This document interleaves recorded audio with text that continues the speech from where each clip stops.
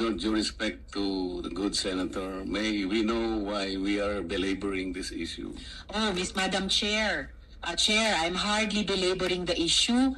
2 taon na ito mula nung nangyari ito at hanggang ngayon. Ito po yung pagsasara, no, ng ABS-CBN nung 1920. Nung 2020, di ba, pinasara ang ABS-CBN. Ayan, ito po yung issue ngayon na tinatalakay nila, no? Ito po si Risa Hontiveros. Hindi pa rin matiyak ng nagkaisa at ng ibang labor centers kung yung higit 11,000 manggagawa ay nakapaghahanap na muli ng trabaho. Hindi pa masigurado kung yung Dami palang nawala ng trabaho, no? 11,000 plus. yung mga pamilya o milyong-milyong mga manonood ay na-satisfy ng muli yung dating na ibibigay sa kanilang serbisyo. And hardly belaboring dahil ito po ay may kinalaman dun sa trust na ilalagak ng publiko sa chair ng COA batay sa track record na ipinakita nila bilang chair ng ibang komisyon. And if we can in fact say, Madam Chair, na mas mataas pa nga ang tungkulin ng COA bilang isa sa mga constitutional commissions natin. But Madam Chair, if I may just continue, if I may just complete this sentence, Madam Chair, dear colleague, this is hardly belaboring dahil yung sa tingin ko lamang pong injustice na nangyari dito ay hindi pa po nga sapat na napag-usapan ni Go, go, go, Risa. Shut them up. Nabigyan ng hustisya. Salamat na lang na sinabi ni Chair na humingi sila ng paumanihin, ng tawag at ng pasensya. At yan ay posibleng simula na ng pagwawasto ng sitwasyong ito. So this is hardly belaboring the point, Madam Chair, with all due respect. Madam Chair, first of all, the matter has become moot and academic already. The chairman already made his answer. Yun pong pinakita kanina na sinabi niya na okay, magbibigay po tayo ng temporary whatever. Ano yung sinabi mo, Chairman? Para pong provisional authority po. You were before the hearing. Ngayon, kumuha ka ng the chairman asked for a DOJ opinion. That is why he presented what to him at the time is a win-win situation. But you know, Madam Chair, the chairman is a lawyer. Si Proggy pala ang nagsasalita. I'm a lawyer. A DOJ opinion, however good it may seem to be, is not a law. Nobody is bound by that legal opinion. Not even the one which was suggested in that hearing, which I heard earlier, that a joint house resolution, not even a joint house resolution, is enough to renew a franchise. Only Congress. That is by the Constitution. That is why when he said that he based his decision on the jurisprudence, the ponente himself is the Chief Justice, the first Chief Justice. In that ponencia, Madam Chair, the Supreme Court said that no network, no radio, television network can operate without a franchise offer, without renewing a franchise. Period. The chairman cannot do anything. Ano ba talaga ang naging dahilan kung bakit napasara tong ABS-CBN? At hindi nabigyan ng ng another franchise, no? Hindi ko kasi alam ang pinagmulan nito eh. Will be released of his duty. He will be violating the law. But I said this is moot and academic. How did ABS-CBN violate the law? For doing what? Pero sinasabi naman nila dito, binabanggit nila yung COA at yung mga taxes, no? From previous na naririnig ko, no? Nagbabayad naman. Wala namang utang tong ABS-CBN sa tax, no? Bakit si BBM at ang pamilya nila hindi nyo singilin sa tax, ano? Bakit itong ABS-CBN na nagbabayad ng tax ang inyong talagang pinag-iinitan, ano? At hanggang sa naipasara at sa pamumuno nitong Mr. Froggy na to. In the House of Representatives, we have proven the various violations of ABS-CBN. How much taxes have been withheld from the government? Billions of taxes. Siguro kaya ka lang humihingi ng tawad dahil naawa ka sa mga nawala ng trabaho. But that is not your fault. Who is he pointing now? Hindi ko na umpisan eh. Sino ba? To protect the government, the interest of the government. Who's Bakit apologizing? kayo hingi ng tawad kung tama ang ginawa mo? It's based on the law. It's based on jurisprudence. That is something that you need not ask for forgiveness for, Mr. Chairman. No one can debate against the violations established there. Not only taxes, issuance of Philippine depositary receipts, intervention. Somebody is talking about 11,000. Not 11,000. We proved that only about 2,800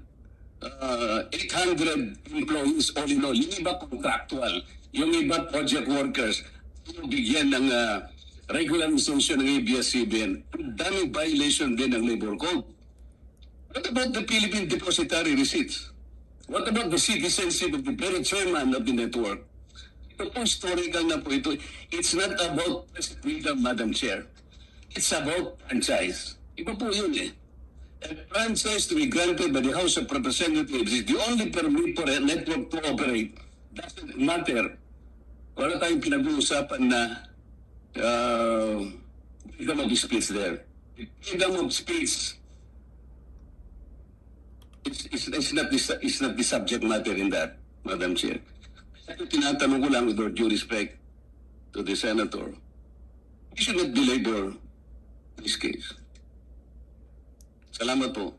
Salamat po, Madam Chair, at salamat, dear colleague.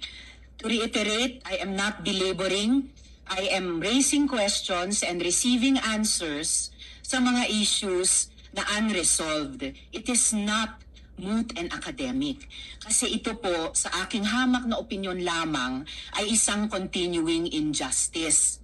Hindi po siya naging win-win situation. Kung win-win lamang po, hindi na po ito kailangang itanong pa.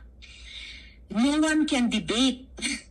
We are a deliberative body, Madam Chair. Lahat po tayo ay mga mambabatas. We can and should debate kung sa Go, go, go, Risa Hontiveros. Risa pa more. Let's go. aling may mga issue na hindi po tayo nagkakasundo. Gaya ng sinabi ko po kanina sa Good Chair, hindi po ako pinalad na maging abogado tulad nila at ng dear colleague. But we are all legislators. We can and we should debate if we must para makabuo tayo ng pagkakasundo kung magkakasundo man tayo. Only about 2,800 employees. Ano man ang employment status nila, kaya nga't ipinaglalaban namin dito sa Senado at ang mga colleagues sa House ang security of tenure. 2,800 man lang ang may security of tenure nung panahon. Wow, minaliit yun ni Marcoleta, yung 2,800 plus na wala ng trabaho, no? Grabe to si Mr. Froggy, no? Malupit. Malupit. Iyon. More than 11,000 ayon sa nagkaisa. At mas makikinig po ako sa labor center. More than 11,000 sa unang wave pa lang. Kahit pa mga contractual na dapat ay ginawang may security of tenure ay nawala ng trabaho.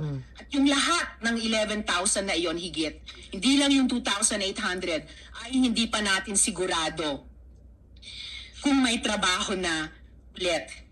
And lastly, before I go to my last question, if I may, Madam Chair, to the Good Chair, how can we say this is not about press freedom? It's about franchise. Sa issue pong ito, nagbuhol-buhol yung dalawang iyon. Of course, it is about press freedom. Dahil broadcasting company ang humingi ng renewal of franchise.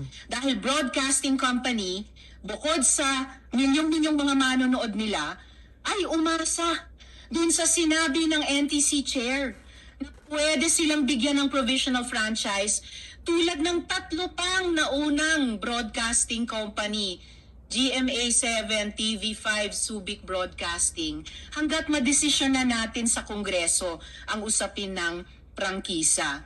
Pero itong kaganapan tungkol sa franchise nila, laban sa franchise nila, ay precisely naganap sa konteksto na ang press freedom was under pressure. Sasabihin pa nga ng iba, under attack.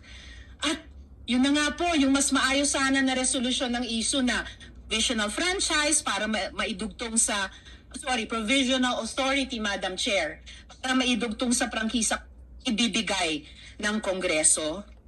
Eh yun sana. Yung naunang statement ni Marcoleta na sinabi niyang I am a lawyer and the other person who is talking about is a lawyer as well.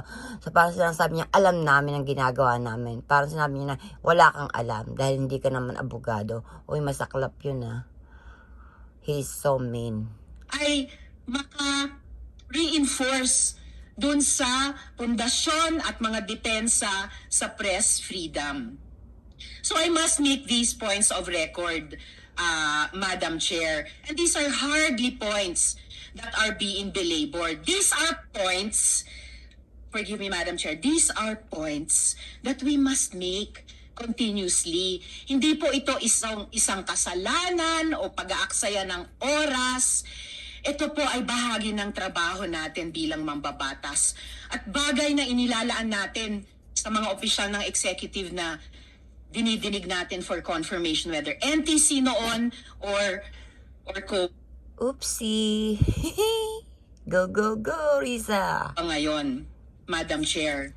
So if I just may ask one question, Chair, Madam Chair, bilang bagong COA Chair, papayagan niyo po ba ang sarili niyo o yung opisina niyo, a constitutional commission no less, na ma-pressure muli ng ibang government official o entity kahit ito'y lalabag sa mga tungkulin ng inyong opisina, Chair? Thank you, Madam Chair, Honorable Senator Risa. Hindi po tayo papayag na mangyari ang ganon, Madam Chair. Woohoo! Mabuti po at maraming salamat, Chair, Woohoo! Madam Chair. I apologize, Madam Chair, and to all the colleagues for not belaboring the point, but maybe belaboring the emotion. I think I'm not in. I have a couple more subjects to discuss.